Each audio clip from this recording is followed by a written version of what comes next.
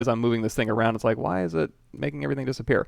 There's a little dynamic over that solo. If I accidentally hit that, that'll turn that on. So now it'll be stable here. How to turn fiber mesh into a game res model, for example, a beard. Yeah, so when I do fiber mesh, let's go ahead and take this one. We'll mask this top here. So we go down here to fiber mesh and we preview that. And let's do, actually let's go into solo mode here. So, you know, that gradient is causing that. It's actually kind of cool. Let's help this out a little bit. I'm going to take this cube and I'm going to duplicate it off, and we'll take this one, unmask it. So now with this one here, I can add some subdivision levels. You know what? Let's zero mesh this thing. That'll be fun. So go to zero mesher here. We'll do double adaptive size down to 0, and we'll just get some new topology, a little bit more topology there. So now I can mask off this top. It's still going to do a gradient down the side because it's so low res, but it'll kind of constrain it a little bit better. So now we'll do a preview here. And we've got our fuzzy cube. So if we go to modifiers here, we can change our max fibers and our coverage here.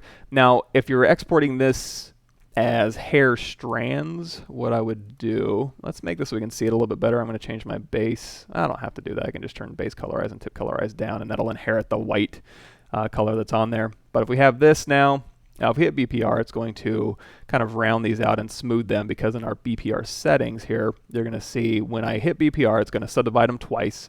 Then it's going to give it 4 sides, so they turn into like little fat cubes. And our radius is 1, so we can play with this thing if we want to.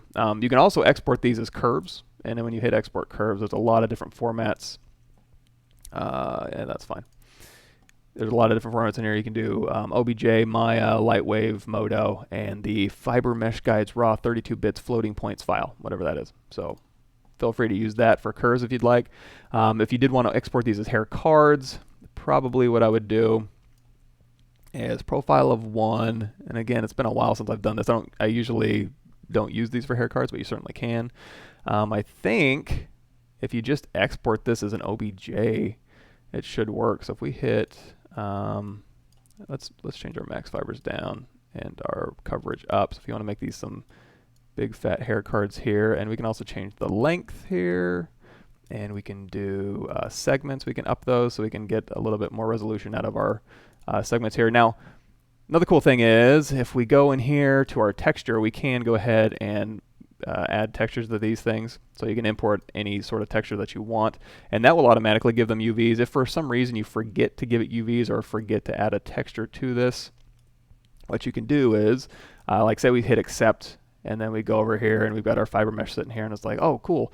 Oh, wait a minute. When I go to export these things, if we go to, actually, let's go to our textures here. So we go to texture map here, and we grab that texture again. You're going to say, we don't have any UVs. Crap. So I can go to UV map here, and under create, there's a fiber UV. So that'll, again, go from root to tip and go ahead and throw UVs on there.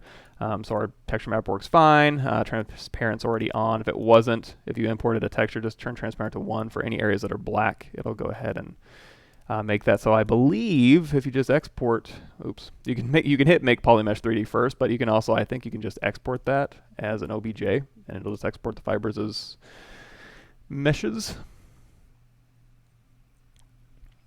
How did you switch from transpose line to pivot? Just hit Y. It's the Y key. If you hover over